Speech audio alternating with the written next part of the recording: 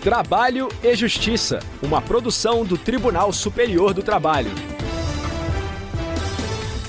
Olá, ouvinte, eu sou Anderson Conrado e a partir de agora seguimos juntos com as principais informações da Justiça do Trabalho. Quem abre esta edição é a repórter Larissa Batista, de Brasília. Caso de feminicídio em navio de cruzeiro retornará à primeira instância para exame de provas. Em nosso giro pelos regionais, a repórter Ana Paula Guilherme traz informações diretamente do Tribunal Regional do Trabalho da Terceira Região, em Minas Gerais. TRT-MG reconhece auto de infração que identificou 30 trabalhadores baianos em situação análoga à escravidão, em Boa Esperança.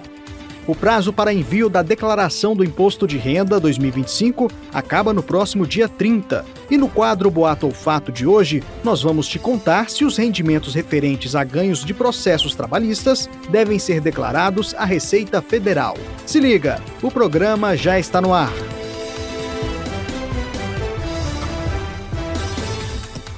A Seção 2 de Dissídios Individuais do Tribunal Superior do Trabalho manteve decisão que determinou a reabertura de um processo referente ao assassinato de uma trabalhadora no navio de cruzeiro. A tripulante foi morta pelo namorado dela, que também trabalhava na embarcação. A empresa havia sido condenada a indenizar a mãe da empregada sem que o pedido de análise de provas tivesse sido levado em consideração. Para o colegiado, houve cerceamento e desrespeito à ampla defesa da empregadora. Saiba mais na reportagem de Larissa Batista.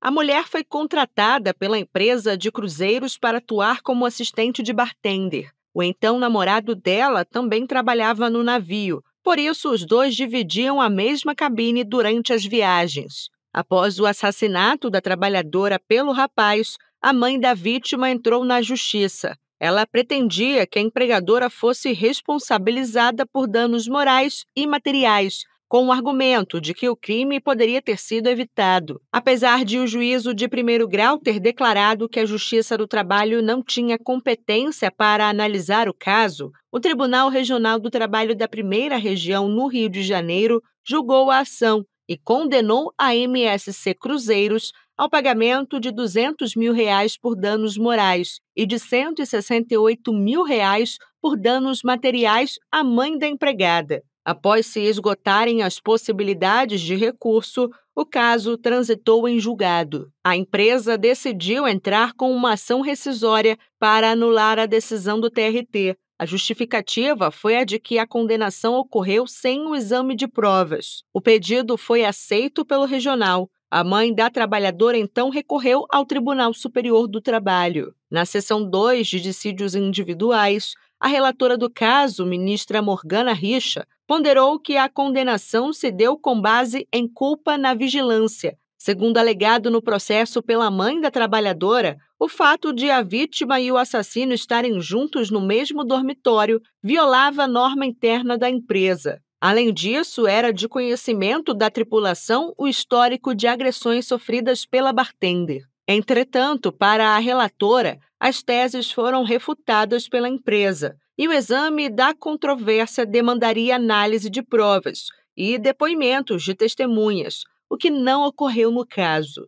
O que acontece na lide originária? Após a contestação, vem a decisão de incompetência material da Justiça do Trabalho, não é realizada a instrução processual, não são avaliados os pedidos de produção de provas de ambas as partes, tanto da parte autora como da parte ré da reclamatória trabalhista. Esses pedidos não são analisados. Não há produção de prova, há um obstáculo para que sejam ouvidos os depoimentos das partes, das testemunhas, a realização da audiência em sua completude e até mesmo eventual complementação de prova documental, se fosse esse o caso. Razões finais não foram produzidas, quer dizer, nada aconteceu no processo a não ser a compreensão de causa madura com o total atropelamento, a meu ver, com todas as vênias do devido processo legal. A relatora reforçou que os depoimentos do inquérito policial não suprem a necessidade de assegurar à parte contrária o direito de produzir as provas que julgar necessárias para comprovar que não teve responsabilidade no ocorrido. O ministro Douglas Alencar acompanhou o entendimento. Mas o fato objetivo é que nós temos aqui, sem dúvida alguma, de forma incontroversa, o aditamento à petição inicial e ainda o exercício regular do contraditório pela parte ré, que, como diz a ministra Morgana no aditamento que faz a seu voto, expressamente impugnou a pretensão fundada no artigo 515, parágrafo 3º do Código de Processo Civil.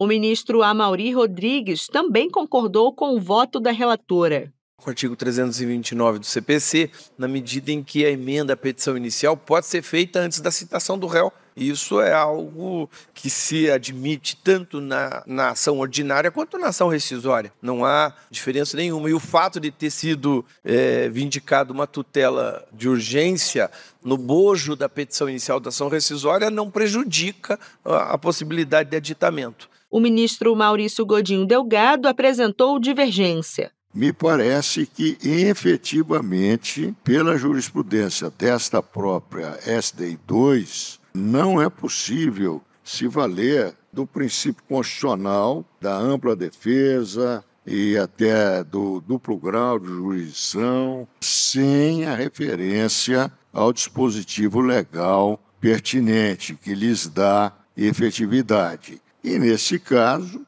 por razões que não cabe aqui levantar, o fato é que a parte não fez isso. A parte não trouxe como fundamento a violação manifesta do artigo 515, parágrafo 3º do CPC de 73 e referência também ao artigo do novo CPC. Então, nesse sentido, por razões processuais, não me parece possível dar guarida à tese de rescindir a decisão que está sendo questionada. O ministro Vieira de Mello Filho seguiu a mesma tese. A meu juízo, esse aditamento é absolutamente ilegal, conduzido inclusive por força da decisão, que altera o alcance da própria contestação, que ela mudou de rumo após a concessão da tutela. Só tem um detalhe. A tutela concedida, quando não é consentânea ou consentânea, ela pode gerar estabilização da demanda. Já poderia resolver o processo se não houvesse a impugnação da outra parte. Então, ela não poderia ser alterada porque ela gera estabilidade. Por maioria, a seção 2 de dissídios individuais seguiu o voto da relatora, no sentido de manter a determinação de reabertura do processo em primeira instância para o exame de provas.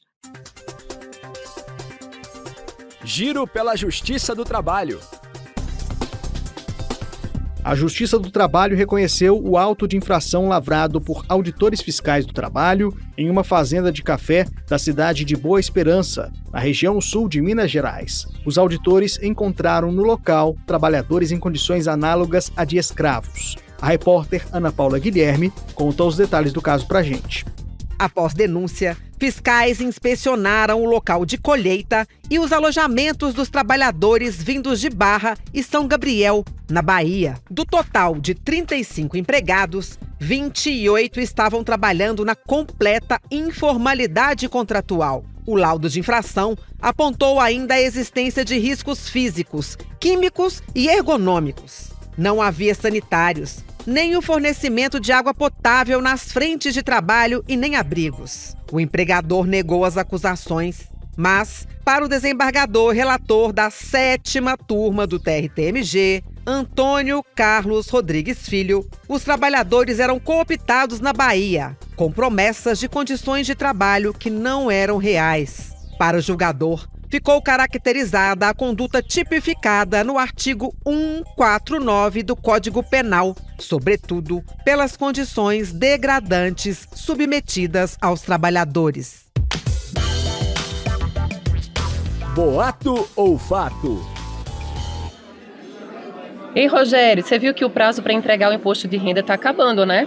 Pois é, Carla, eu vi sim. Até já mandei meus documentos para o contador, mas foi tranquilo. Só pegar os informes do banco, uns recibos e já resolvi. Sim, mas e aquele valor da ação trabalhista que você recebeu no ano passado? Você declarou? Oxe, não, eu nem sabia que precisava. Foi só uma indenização. Achei que não entrava, não. Ah, sério? Eu estava lendo esses dias que até os valores isentos ou com retenção na fonte precisam ser informados, viu? Então, acho que eu fiz besteira, né? E procura saber direitinho para você não se prejudicar. Não, com certeza, pode deixar. Já vou tirar essa dúvida. Deus me livre de ser pego na malha fina.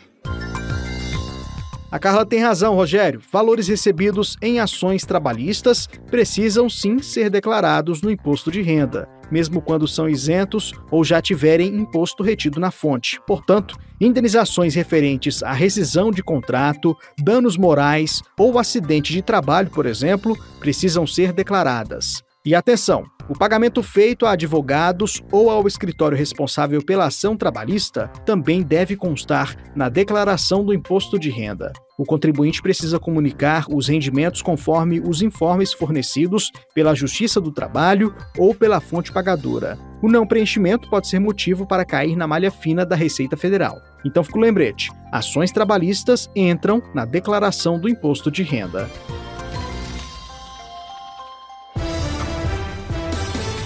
A edição de hoje termina aqui. Muito obrigado pela audiência e companhia. Não deixe de participar com sugestões pelas redes sociais. No Facebook e Instagram, o perfil oficial é o @tstjus. Se preferir, mande um e-mail para crtv@tst.jus.br. O trabalho E Justiça teve a apresentação de Anderson Conrado, edição de Bruno Lima, produção de Ana Luísa Badu e Milene Teixeira, colaboração das estagiárias Ana Neves e Sofia Elizabeth Vieira, supervisão de Patrícia Rezende e trabalhos técnicos de Eduardo Miranda e Rafael Feitosa. O programa é uma produção da Rádio TST, sob a coordenação de Rodrigo Tunholi e a supervisão geral da Secretaria de Comunicação Social do Tribunal Superior do Trabalho. A gente se encontra na próxima edição. Eu espero você. Até lá! Trabalho e Justiça, uma produção do Tribunal Superior do Trabalho.